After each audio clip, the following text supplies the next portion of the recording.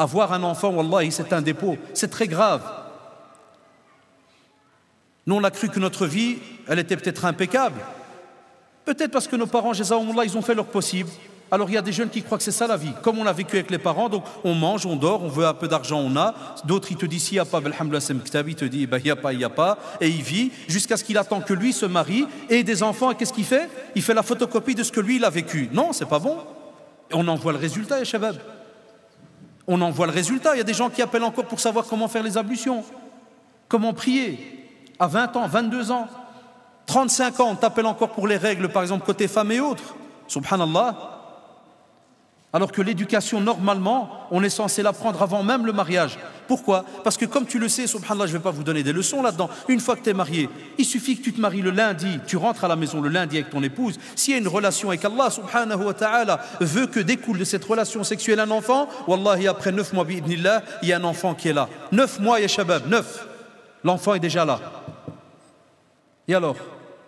Non, tu trouves le frère ou la sœur, il va tout simplement se renseigner sur les pampers, c'est quel kilo, combien de poids, quand est-ce qu'il faut les changer, quand ceci, quand cela. Non, ça c'est les choses normales de la vie.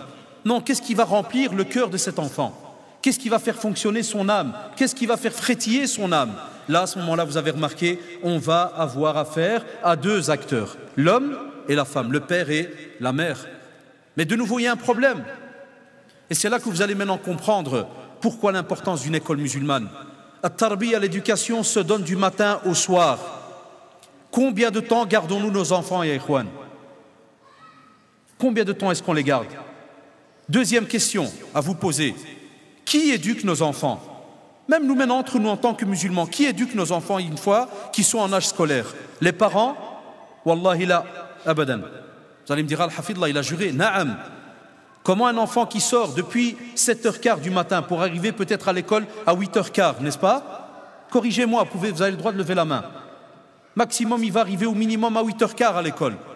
Il sort à 4h. Alors allez voir où est-ce qu'il étudie, où est-ce qu'il a trouvé l'école. Il arrive à la maison, il est quelle heure, ya shabab? Il est peut-être quasi 5h. Dès qu'il entre, c'est quoi? Manger, les devoirs, la prière, je t'en parle pas, on verra ça après. Parce que les devoirs, c'est important, parce qu'il doit réussir. On ne sait pas qu'est-ce qui aide à réussir, mais ça c'est un autre sujet, parce qu'il est dedans. Les devoirs, allez qu'il est 8h, 8h30.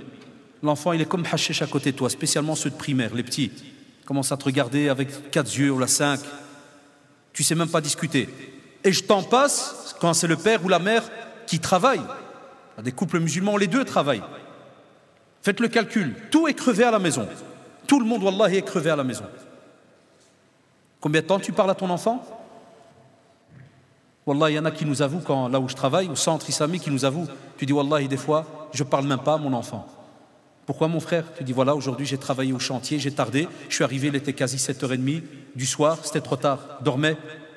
Et le lendemain, qu'Allah nous pardonne, c'est le même, je travaille 5 jours sur 7, hein, mon frère. Samedi, dimanche, samedi, je fais la grasse matinée, je me lève à 13h.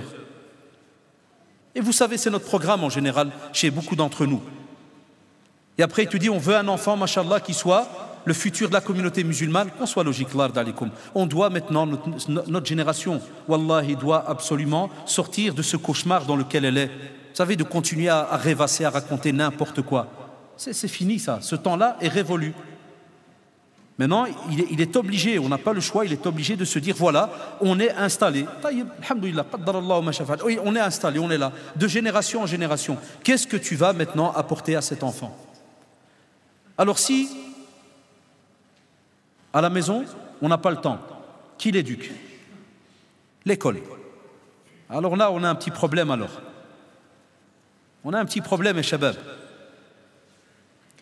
Et vous allez me comprendre pourquoi beaucoup de jeunes arrivés à un certain âge, ils s'étonnent qu'ils se retrouvent sans prière ni quoi que ce soit. Parce que normalement, un enfant, depuis qu'il est petit, celui qui a la tutelle, parce que chez nous en islam, on a plusieurs tutelles. On a des fois, comme vous le savez, d'office, le père, la mère. Et puis en journée, lorsqu'il va apprendre, la tutelle, vous avez remarqué, elle passe à une personne, et ça c'est incroyable. Ya ikhwan, ya shabab, ya les sœurs. Wallahi, ça c'est incroyable maintenant. Et il y en a qui sont, wallahi, toujours dans un autre étage, ils n'ont toujours pas ouvert les yeux. Il va passer en Europe plus de temps avec un étranger qu'avec ses propres parents. Et je vous défie, faites le calcul. Quand il est en primaire spécialement, si il dort vers 8h, 8h30, un enfant normal, quand il a 6-7 ans, vous avez remarqué, 8h, 8h30, il est déjà fatigué. Un qui est bien éduqué comme il faut. Hein. Je ne parle pas de ceux qui sont lâchés à 8h, on les sort dans la rue. Ça, c'est les chauves-souris, c'est un autre style d'animaux, ça, c'est autre chose. Eh, naam, subhanallah, alors qu'on a des textes là-dessus. Mais ala kulli hal, qu'Allah guide certains de nos parents. Moi, je parle de ceux qui sont normaux. 8h, 8h30, l'enfant, il se fatigue. Il a besoin d'un certain quota de sommeil. À ce moment-là, qu'est-ce qui se passe? Calcule 2 heures par jour où tu le vois. 2 heures. Tu as un étranger qui le voit depuis 8h30 du matin, jusqu'à quelle heure? Jusqu'à 4h quasi. Sinon, en Belgique, alhamdoulilah, ils ont diminué. 3 heures maintenant. À 3 heures, ils sortent. Combien d'heures il y a, Shabab? Quasi plus de 8 heures. 8 heures qu'il pompe.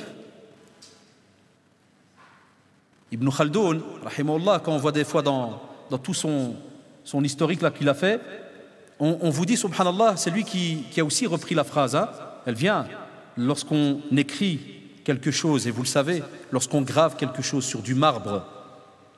Est-ce que c'est la même chose que lorsqu'on écrit comme ça tout simplement sur du sable? Ça reste gravé à vie. Hein. Et les pédopsychiatres aujourd'hui, et les spécialistes dans tout ce qui est le domaine pédagogique, ils vous le disent, que c'est lorsque l'enfant est petit qu'il faut lui remplir le disque dur. Il faut remplir. C'est là qu'on remplit. La preuve, quand vous allez voir les plus grands des mashayikh, subhanallah, à quel âge ils ont appris le Coran? 5 ans, 6 ans, 7 ans, tu vois, subhanallah. Rare que tu entends qu'un grand cheikh a appris à 55 ans, là, 40 ans, là. Mais qu'il a 6 ans, 7 ans. Nos mashayikh, hafidahumullah, que ce soit au Maroc, en Algérie, Tunisie, tous les anciens, tu trouves, il a étudié le Coran à quel âge? 6 ans, 7 ans, 8 ans, il avait déjà fini Stin Hizb, Coran complet. Et maintenant, par exemple, chez nous en Belgique, vous savez que vous avez aussi ça chez vous, la période maternelle, c'est-à-dire à partir de 2 ans et demi jusqu'à 6 ans. Ça, c'est pas obligatoire. Par exemple, en Belgique, chez nous, de 2 ans et demi à 6 ans, c'est pas obligatoire. Chez vous aussi? Donc, c'est pas obligatoire. Vous savez ce qu'ils sont en train d'essayer de voter maintenant? Que ça le devienne. Subhanallah, on pourrait se poser la question. Comme d'habitude, il n'y a que nous les fous qui se posons la question. Ceux qui sont dans la prédication, ceux qui sont dans le domaine pédagogique, qui se posent la question. Amma le reste de la communauté, à l'aise. Vous savez pourquoi? Alhamdulillah, ils te disent, ah, wallahi, on attendait cette loi. Pourquoi? Parce qu'ils vont au moins nous hanner la tête. On va maintenant se reposer. Allah shakhalti, on va se reposer. Et alhamdulillah, t'imagines, 2 ans et demi, il va, alhamdulillah, on est tranquille. Toute la journée, il n'y a rien à la maison. On peut faire un programme.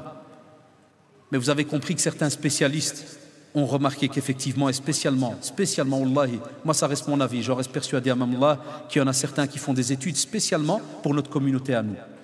Parce qu'ils savent qu'un musulman, quand tu l'as 2 ans et demi devant toi, et que tu le massacres jusqu'à l'âge de 11 ans, 12 ans, quand il termine cette première belle tranche de sa vie, t'en fais pas. Il faut un vrai miracle d'Allah subhanahu wa ta'ala pour qu'à 13-14 ans, tu en sors, mashallah, un musulman sur la droiture incroyable. Pas facile les gars, j'ai enseigné et on est dans la prédication depuis plus de 20 ans, on sait ce que c'est.